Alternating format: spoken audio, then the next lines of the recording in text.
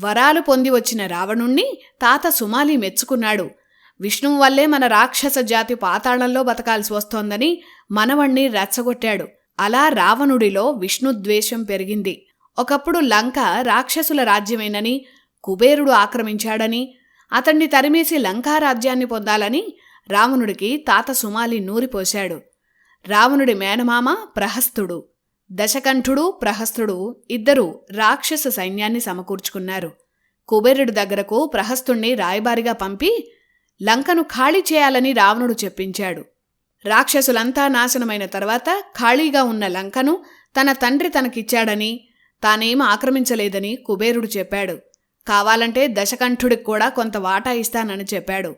కాని రావణుడు వినలేదు. లంక మీద దండెత్తి కుబేరుణ్ణి తరిమేశాడు. లంకను ఆక్రమించి ఆ బంగారు లంకకు రావణుడు చక్రవర్తి అయ్యాడు. పట్టాభిషేకం సమయంలోనే తన స్నేహితుడు విద్యుజ్జిహ్వకు చెల్లెలు శూర్పణఖను ఇచ్చి వివాహం చేశాడు.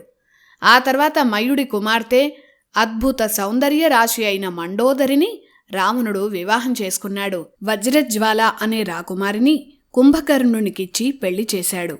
గాంధర్వరాజైన శైలూష కుమార్తె సరమను విభీషణుడికిచ్చి పెళ్లి చేశాడు. ఇలా రావణుడు తన బాధ్యతలను నెరవేర్చాడు.